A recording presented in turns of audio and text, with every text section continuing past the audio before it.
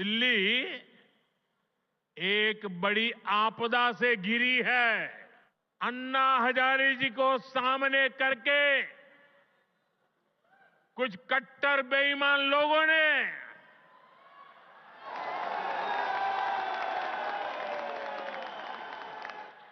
दिल्ली को आपदा में धकेल दिया।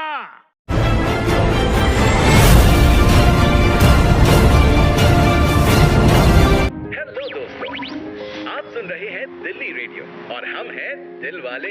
हाँ मतलब वही दिल्ली वाले। भैया हम दिल्ली वालों का दिल जीता है प्रधानमंत्री नरेंद्र मोदी जी के काम ने। 10 साल से देख रहे हैं मेट्रो, हाईवेज, आधुनिक कन्वेंशन सेंटर से लेकर पक्के आवास तक बनाकर हमारी जिंदगी आसान बना रहे हैं। हमारी दिल्ली को वर्ल्ड क्लास बना रहे हैं, बिना थके, बिना रुके। तो मैं बता रहा था कि जेलर वाला बाग और अशोक विहार की झुग्गियां तो आप जानते ही होंगे। जो लोग अब तक यहां ऐसे जीने को मजबूर थे, वो अब यहां रहेंगे स्वाभिमान अपार्टमेंट्स में। नाम भी सही है। अब हमारे गरीब परिवार यहाँ स्वाभिमान के साथ रहेंगे। बहुत ही नरकीय जीवन हम लोग बिताए। आज मोदी जी ने जो जहाँ झुग्गी वहाँ मकान दे करके हम गरीबों का कायाकल्प कर दिया। हमारा मोदी जी छत नहीं भविष्य दिए हैं। हमारा बच्चे का भविष्य आगे बढ़ेगा। 1675 फ्लैट्स, जहां हवा खिड़कियों से आती है और प्रकाश बालकनी से। यहाँ बिजली, पानी, गैस घर घर में है, लिफ्ट है, हेल्थ सेंटर है, बच्चों का पार्क भी। आज इन स्वाभिमान अपार्टमेंट्स का उद्घाटन हमारे प्रधानमंत्री मोदी जी कर रहे हैं। प्रधानमंत्री जी का लक्ष्य है विकसित भारत के निर्माण के सहभागी हमारे कर्मयोगी सरकारी कर्मचारी ऐसी ही शानदार जगह पर बेहतर जीवन बिताएं। स्वागत है सरोजनी नगर में बने सरकारी आवासीय क्वार्टर्स में। मॉडर्न फैसिलिटीज, गुड कंस्ट्रक्शन और हाँ, सर्दियों के लिए सोलर वाटर हीटिंग सिस्टम बड़ा काम आएगा। यहाँ 19 टावर्स में 1738 फ्लैट्स हैं और साथ ही ऑफिस कॉम्प्लेक्स भी है, जिसका आज प्रधानमंत्री जी के कर कमलों से उद्घाटन हो रहा है। चलिए अब दिखाता हूँ मेरी दिल्ली की नई स्टेट ऑफ द आर्ट इमारत, जिसे देखकर सब बोलेंगे just wow. This is the world trade centre. Naoroji Nagar में बना ये वर्ल्ड क्लास बिजनेस सेंटर। इस ह्यूज ऑफिस प्रेमाइस में 20,000 लोग काम कर पाएंगे। 8,000 गाड़ियां यहां एक साथ पार्क हो पाएंगी और यहां स्काई टॉप रेस्टोरेंट भी है। दिल्ली की जरूरत को ध्यान में रखा है वर्ल्ड ट्रेड सेंटर ने, क्योंकि ये इको फ्रेंडली है। करीब 1,950 करोड़ रुपए की लागत से बने वर्ल्ड ट्रेड सेंटर का उद्घाटन भी आज प्रधानमंत्री जी कर रहे हैं। सबको शिक्षा, अच्छी शिक्षा। प्रधानमंत्री जी के इस विजन को आज नई मजबूती मिल रही है। मोदी जी दिल्ली में सीबीएसई के हाईटेक डिजिटल मुख्यालय का शुभारंभ भी कर रहे हैं।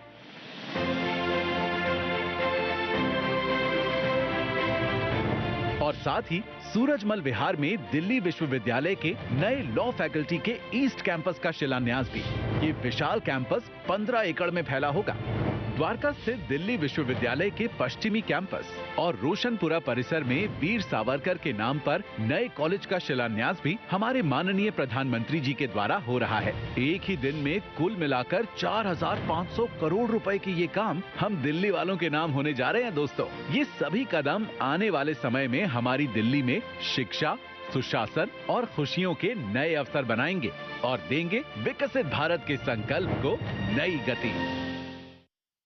दिल्ली विधानसभा चुनावों से ठीक पहले प्रधानमंत्री नरेंद्र मोदी की ओर से दिल्ली को 4500 करोड़ रुपए की सौगात दी गई अलग अलग परियोजनाओं के जरिए। इसी कड़ी में प्रधानमंत्री नरेंद्र मोदी की ओर से झुग्गी झोपड़ी में रहने वाले लोगों को 1675 फ्लैट्स की चाबियां भी दी गई। और तब जब प्रधानमंत्री नरेंद्र मोदी का संबोधन हुआ, तब उन्होंने जिक्र किया शीश महल का। जी हाँ, उसी बंगले का जिसमें दिल्ली के पूर्व मुख्यमंत्री अरविंद केजरीवाल रहा करते थे। ये सब के सब मेरे परिवार के ही सदस्य हैं।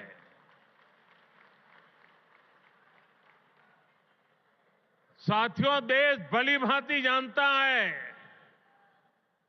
कि मोदी ने कभी अपने लिए घर नहीं बनाया,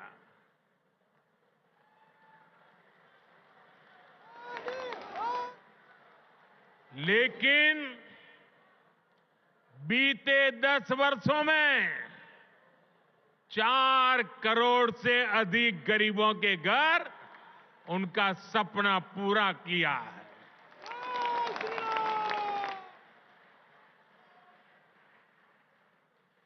मैं भी कोई शीश महल बना सकता था,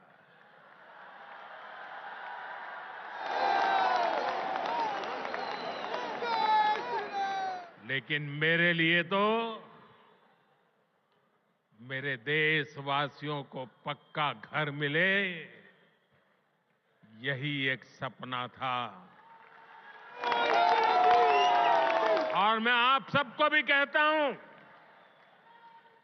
आप जब भी लोगों के बीच जाएं, लोगों को मिले, और अभी भी जो लोग झुग्गी झोपड़ी में रहते हैं, मेरी तरफ से उनको वादा करके आना, मेरे लिए तो आप ही मोदी है।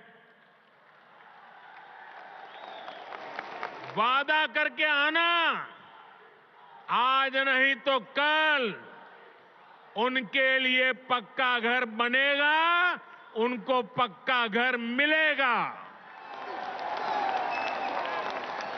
साथियों, ये देश की राजधानी है,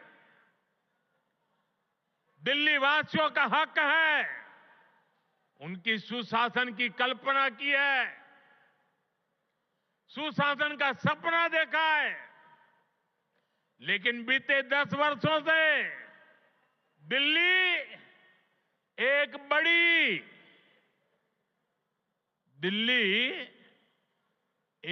बड़ी आपदा से घिरी है। अन्ना हजारे जी को सामने करके कुछ कट्टर बेईमान लोगों ने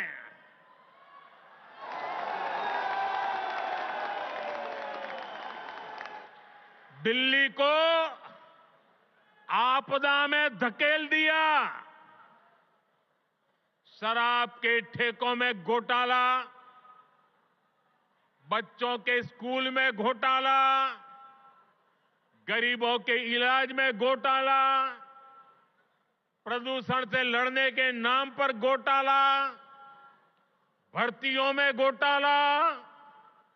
ये लोग दिल्ली के विकास की बात करते थे, लेकिन ये लोग आपदा बनकर दिल्ली पर टूट पड़ी है। ये लोग खुलेआम भ्रष्टाचार करते हैं, फिर उसका महिमा मंडन भी करते हैं। एक तो चोरी, ऊपर से सीना जोरी। ये आपदा दिल्ली पर आई है, और इसलिए दिल्ली वालों ने आपदा के विरुद्ध जंग छेड़ दी है। दिल्ली का वोटर दिल्ली को आपदा से मुक्त करने की ठान चुका है। दिल्ली का हर नागरिक कह रहा है, दिल्ली का हर बच्चा कह रहा है, दिल्ली की हर गली से आवाज आ रही है, आपदा को नहीं सहेंगे, बदल के रहेंगे। आपदा को नहीं सहेंगे, आपदा को नहीं सहेंगे, आपदा को नहीं सहेंगे, आपदा को नहीं सहेंगे। साथियों, दिल्ली देश की राजधानी है, बड़े खर्चे वाले बहुत से काम यहां जो होते हैं वो भारत सरकार, केंद्र सरकार के जिम्मे है। दिल्ली में ज्यादातर सड़कें, मेट्रो, बड़े बड़े अस्पताल, बड़े बड़े कॉलेज कैंपस, ये सब केंद्र सरकार ही बना रही है। लेकिन यहां की आपदा सरकार के पास जिस भी काम का दायित्व है उस पर भी यहां ब्रेक लगी हुई है।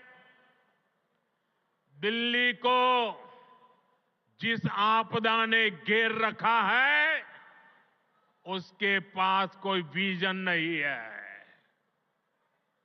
ये कैसी आपदा है, इसका एक और उदाहरण हमारी यमुना जी है।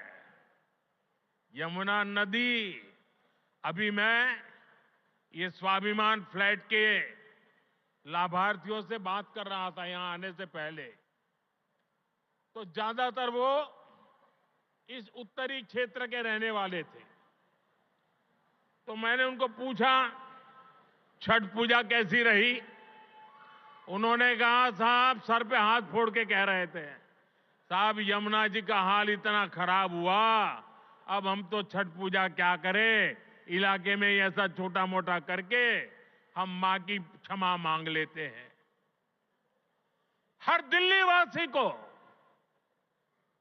यमुना जी का स्थिति, साथियों आज 10 साल बाद ये कह रहे हैं, और बेशर्मी देखो, लाज शर्म का नामो निशान नहीं। ये कैसी आपदा, ये कह रहे हैं यमुना की सफाई से वोट नहीं मिलते। अरे वोट नहीं मिलेंगे तो क्या यमुना को बेहाल छोड़ देंगे? यमुना जी की सफाई नहीं होगी तो दिल्ली को पीने का पानी कैसे मिलेगा? इन लोगों की करतूतों की वजह से ही आज दिल्ली वालों को गंदा पानी मिलता है। इस आपदा ने दिल्ली वालों के जीवन को टैंकर माफिया के हवाले कर दिया है।